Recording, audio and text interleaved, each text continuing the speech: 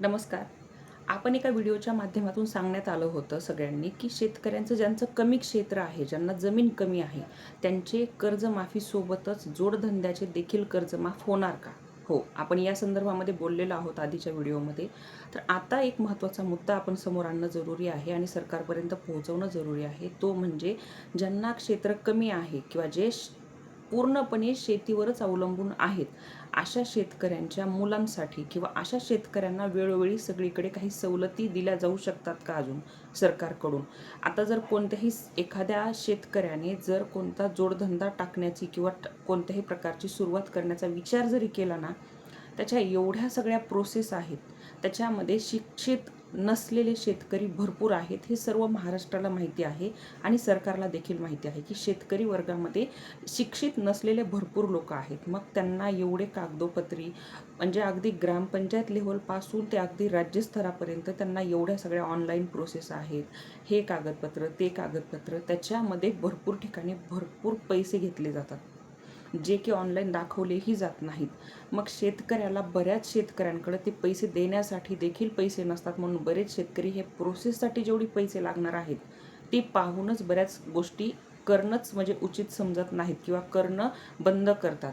तर याच्यामध्ये सगळ्यांमध्ये सरकारने काही असा एकदम इझी पर्याय, ज्याच्यामध्ये की सामान्य अगदी अशिक्षित शेतकऱ्याला देखील एखादी प्रोसेस करता यावी आणि ती प्रोसेस इतकी ट्रान्सपरंट असावी की त्या प्रोसेसमध्ये कुठल्याही प्रकारे कुणीही 4 पैसे घेणार नाही शेतकऱ्याकडून आणि ती प्रोसेस डायरेक्ट गव्हर्नमेंटकडे, म्हणजेच डायरेक्ट ज्यांनी तिथून शेतकऱ्यांनी जरी गावातून ती प्रोसेस केली कोणत्या उद्योगधंद्यासाठी किंवा कशासाठीही, तरी ती डायरेक्ट पोर्टलला चांगल्या प्रकारे ऑनलाईन दिसावी आणि पूर्ण फ्री ऑफ कॉस्ट असावी. अशा गोष्टींसाठी बऱ्याच शेतकऱ्यांचे मुलं शिकलेले आहेत. ते मुलं त्यांना कोणत्याही कागदोपत्री गोष्टी करून देतात, परंतु ह्याच्यामध्ये पैसे एवढे खर्च आहेत. अगदी जसं की आता पीक विम्याचं झालं किंवा कोणतीही गोष्ट भरण्यासाठी, फॉर्म भरण्यासाठी बरेच पैसे लागतात. शेतकऱ्यांकडे तेही पैसे नसतात बऱ्याचदा आणि या संदर्भामध्ये सरकारने दखल घेणं फार आवश्यक आहे, की रोजच्या अगदी छोट्या छोट्या गोष्टी तुम्ही कुठेतरी KYC करण्यासाठी कित्येक पैसे लागतात. ते पैसे अगदी 2,000चा पीक विम्याचा किंवा नमो शेतकरीचा हप्ता येणार असतो, त्याच्यासाठीची जी प्रोसेस आहे त्याच्यामध्येच 500-600 रुपये जरी निघून जाणार असतील, तरीही ते 2,000 रुपये शेतकऱ्यासाठी वर्थ नाहीत किंवा ते शेतकऱ्याला 2,000चे 1,500 मिळत आहेत किंवा 1,000च रुपये मिळत आहेत. तर हे कुठेतरी बंद झालं पाहिजे, कमी झालं पाहिजे. याच्यासाठी सरकारने नक्की दखल घ्यावी आणि शेतकरी हा आपल्या पूर्ण जेवढी काही आपली सिस्टीम आहे, गव्हर्नमेंट असो किंवा सर्व जी काही आपली सिस्टम आहे, त्याचा सगळ्याचा कणा आहे.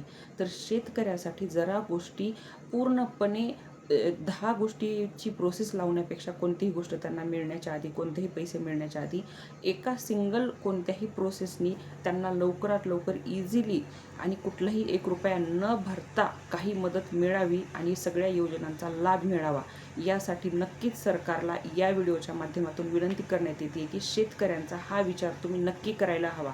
तुम्ही योजना आणताय हे बरोबर आहे, पण त्या योजनेसाठी जी प्रोसेस आहे ना, ऑनलाईन फॉर्म भरा, कशाची तरी KYC करा, कोणते तरी डॉक्युमेंट्स अटॅच करा, त्याच्यासाठी इंटरनेट कॅफेवर जा किंवा कोणत्या तरी कृषी सहाय्यक सेंटरवरती जा, तर तिथं भरपूर पैसे लागतात.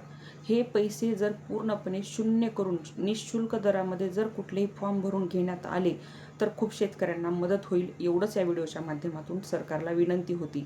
शेतकऱ्यांना एक विनंती आहे, जर कुठल्याही प्रकारे असे प्रश्न असतील तर कमेंटमध्ये नक्की तुम्ही मेन्शन करा. त्यावर देखील व्हिडिओज आपले नक्की बनवले जातील. धन्यवाद.